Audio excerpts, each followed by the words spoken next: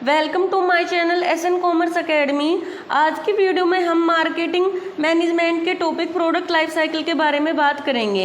ये हमारा मार्केटिंग के ऊपर पार्ट 12 है। इससे पहली वीडियोज़ अगर आपने नहीं देखी तो आप प्लेलिस्ट में चेक कर सकते हैं। और अगर आपको इस टॉपिक की पीडीएफ चाहिए तो आप टेलीग्राम पर जुड़ सकते हैं। टेलीग्राम चैनल का लिंक डिस्क्रिप्शन में दिया हुआ है।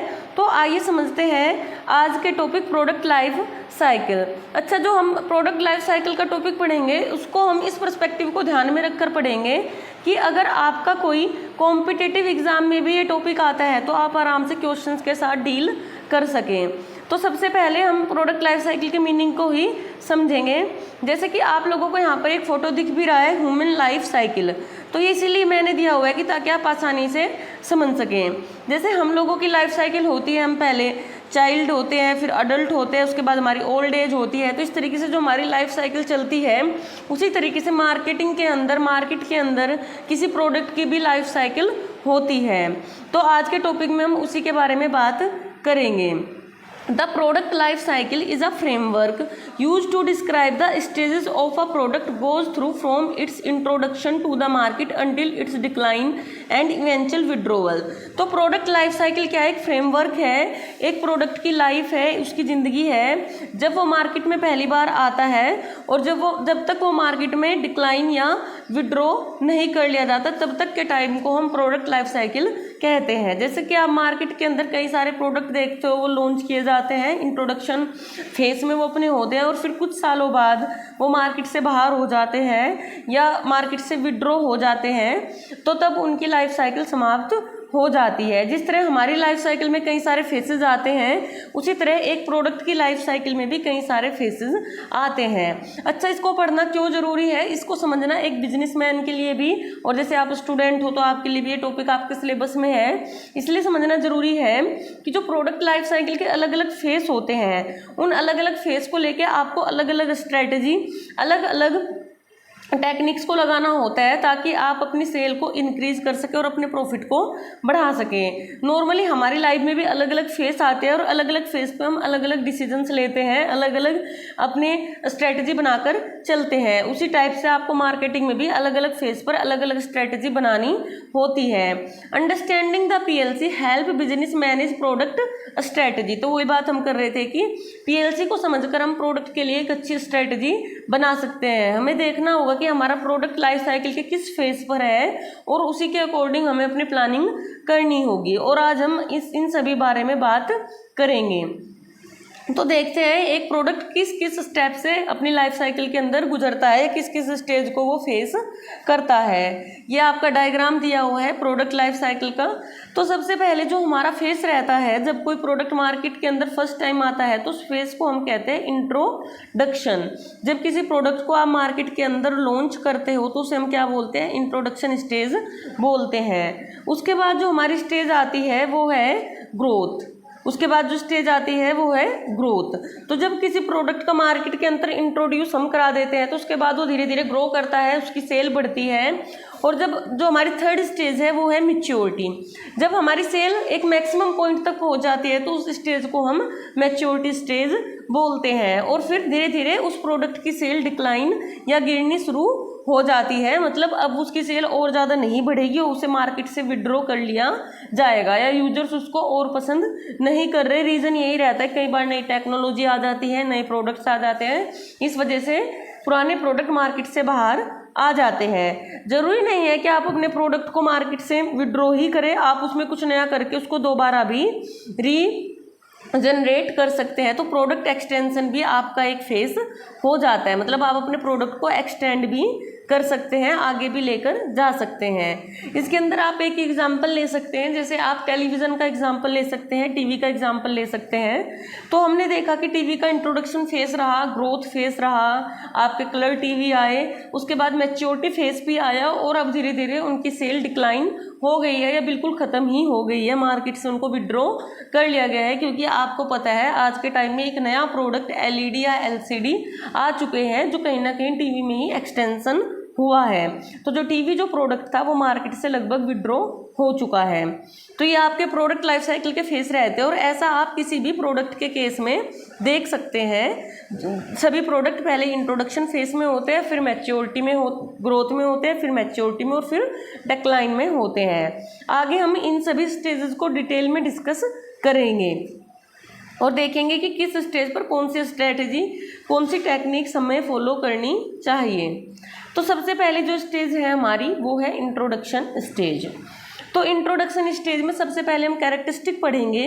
तो प्रोडक्ट जो होता है इंट्रोडक्शन स्टेज में वो एक न्यूली लॉन्च और पॉसिबली नॉट फुली डेवलप एक नया प्रोडक्ट होता है जो हम अभी लॉन्च किया है। अगर हम सेल्स की बात करें तो सेल्स आपको पता है जब कोई प्रोडक्ट नया नया मार्केट में आता है तो एकदम उसकी सेल्स बहुत ज़्यादा नहीं बढ़ जाती। तो लो सेल्स हमारी होती है as product is new to the market.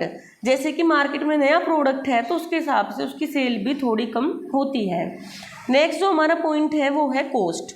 तो जब कोई नया प्रोडक्ट हम मार्केट के अंदर लेकर आते हैं तो हमारी हाई कॉस्ट रहती है।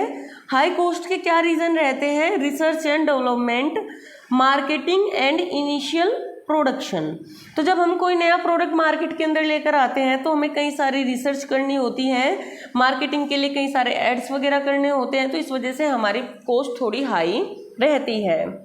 अगर हम प्रॉफिट की बात करें तो profit generally negative and low due to high cost and low sales volume.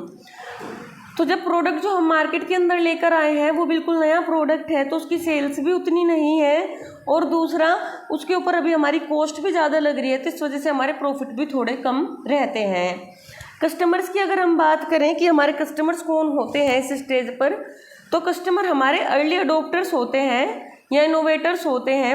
मतलब अर्ली अडोप्टर मतलब वो लोग जो किसी नए प्रोडक्ट को खरीदना पसंद करते हैं, मार्केट में आते ही खरीदना पसंद करते हैं, या इनोवेटर्स जो कुछ नया करना चाहते हैं।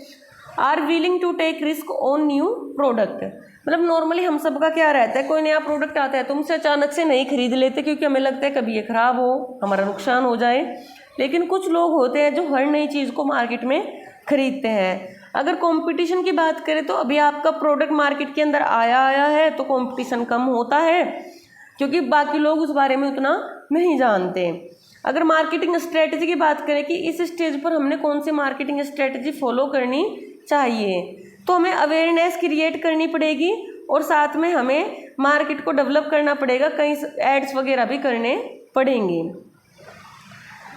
आइए बात करते हैं नेक्स्ट स्ट्रेटजी आपकी प्रमोशन स्ट्रेटजी। अच्छा, मार्केटिंग के अंदर अगर आपने प्रमोशन ये सब चीज़ें समझ नहीं आ रही तो इससे पहले हम इन चीज़ों पर बात कर चुके हैं, आप प्लेलिस्ट में चेक कर सकते हैं। तो प्रमोशन का सिंपल मीनिंग सभी को ही पता है मार्केटिंग के अंदर कि अपने प्रोडक्ट की सेल्स को कैसे बढ़ाए, उसे हम बोलते हैं प्रमोशन।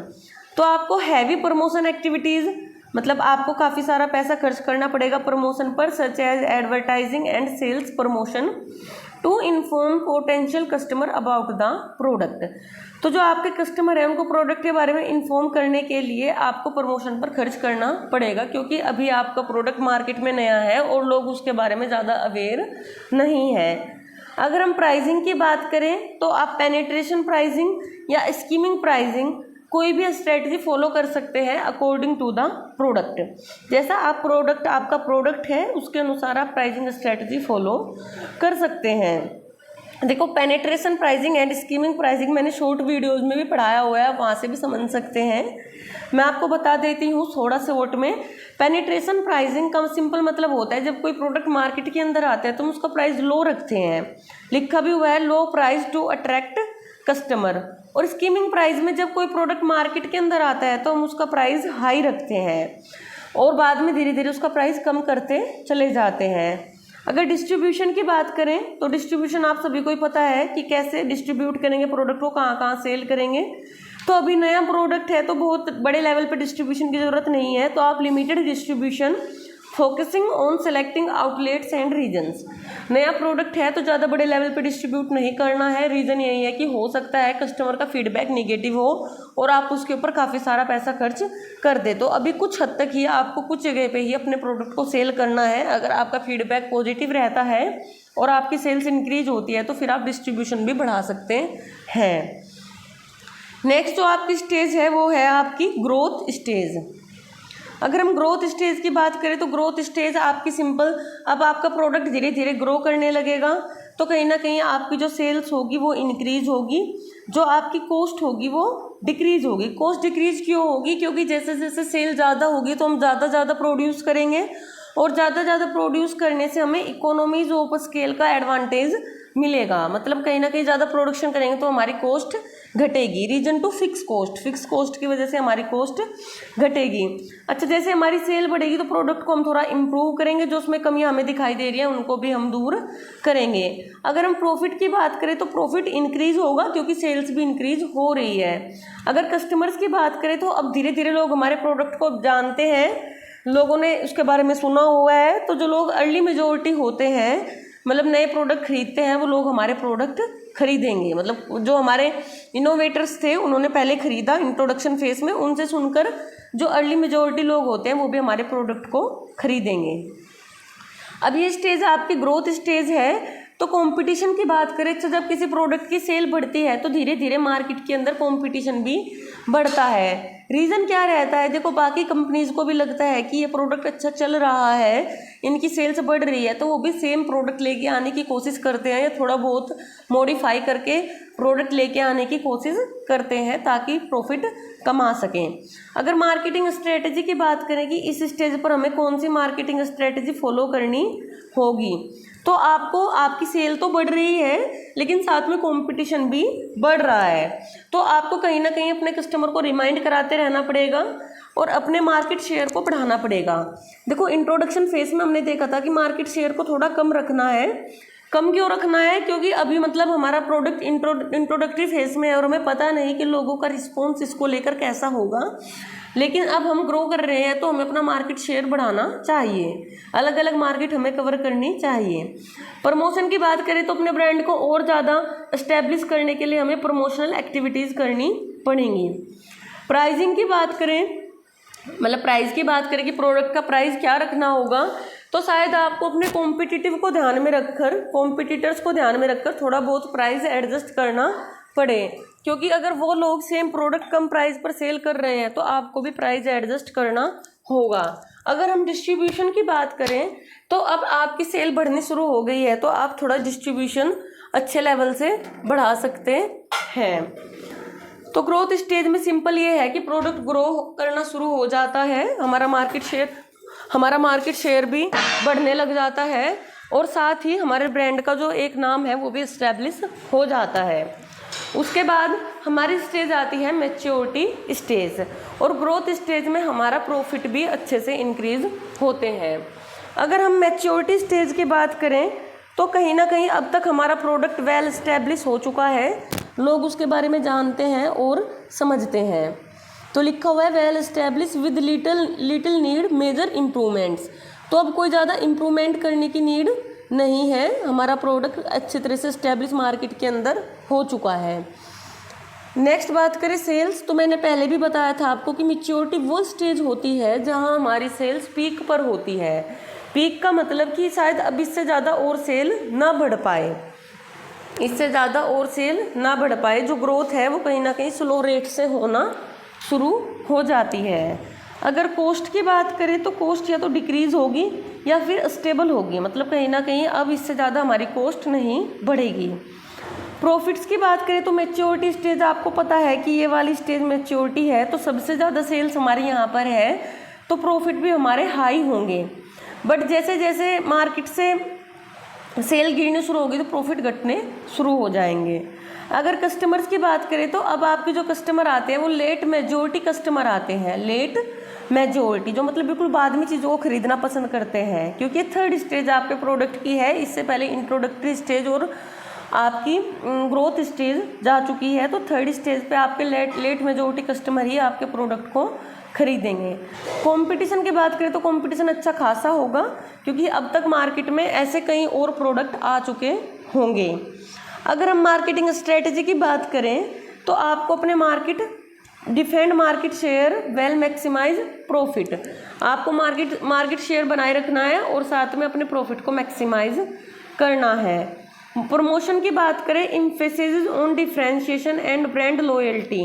जो लोग आपके ब्रांड को लेकर लॉयल है, आपके ब्रांड को लेकर लॉयल है, तो आपको उन लोगों पर ज़्यादा ध्यान देना है।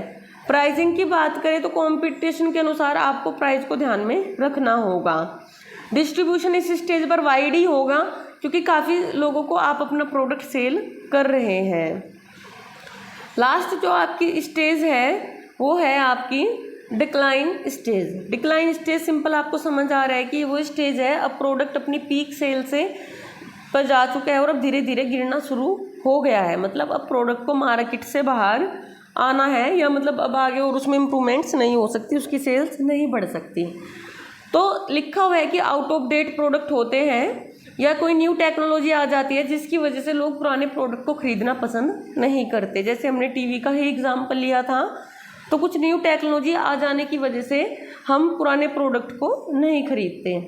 अगर सेल्स की बात करें तो सिंपल है, अब डिक्लाइन स्टेज है तो सेल्स भी आपकी कम ही होगी, सेल्स भी आपकी डिक्लाइन ही होगी, decline sales as the market shrinks.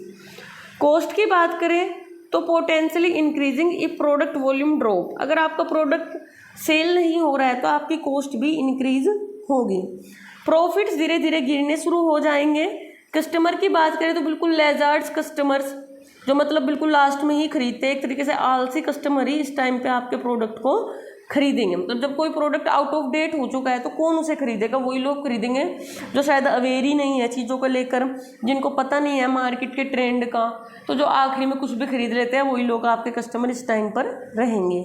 अगर कंपटीशन की बात करें तो कंपटीशन अपने आप घटना शुरू हो जाएगा, बिकॉज हर कोई किसी नए प्रोडक्ट की तरफ स्विच कर चुका होगा। तो ये आपकी डिक्लाइन स्टेज है। अगर हम स्ट्रेटजी की बात करें कि इस स्टेज पर कौन सी स्ट्रेटजी हमें फॉलो करनी चाहिए, देखो इस स्टेज पर नॉर्मली दो ही स्ट्रेटजी हो सकती है। या तो आप अपने प्रोडक्ट को एक्सटेंड करो, उसमें कुछ नया करो और उसको दोबारा इंट्रोड्यूस करो मार्केट में, या आप अपने प्रोडक्ट को मार्केट से विड्रॉ कर लो। तो लिखा हुआ है या तो आप डिक्लाइन को मैनेज अच्छे से करो, ठीक है, धीरे धीरे मार्केट से प्रोडक्ट को निकाल लो, या फिर आप रिवाइटलाइजिंग करो। रिवाइटलाइजिंग का मतलब है कि अपने प्रोडक्ट को कुछ नया करके दोबारा मार्केट में लेकर आओ, अपने प्रोडक्ट को कुछ नया करके दोबारा मार्केट के अंदर लेकर आओ, उसे आप बोलोगे रिवाइटलाइजिंग। एक सेकेंड। तो ये दो रास्ते आपके पास है। अगर प्रमोशन की बात करें तो जब आपकी सेल ही कम होनी शुरू हो गई और आपको पता है अब इससे ज़्यादा सेल नहीं हो सकती, तो प्रमोशन पर ज़्यादा खर्च करने की नीड नहीं है, रिड्यूस प्रमोशन एफर्ट्स। अगर प्राइसिंग की बात करें, अब आपको वही बात है कि सेल तो अब नहीं होगी, तो इन्वेंट्री को क्लियर करना है, स्टॉक को क्लियर करना है, तो आप कम प्राइस पे भी उसको क्लियर कर सकते हैं। डिस्ट्रीब्यूशन की बात करें तो डिस्ट्रीब्यूशन आपका खुद ब खुद ही घट जाएगा इस स्टेज पे आकर। आप एक्सटेंशन स्ट्रेटजी लगा सकते हैं, प्रोडक्ट में कुछ नया करके, कुछ फीचर्स इंप्रूव करके, टेक्नोलॉजी नहीं करके आप उसे दोबारा लेकर आ सकते हैं।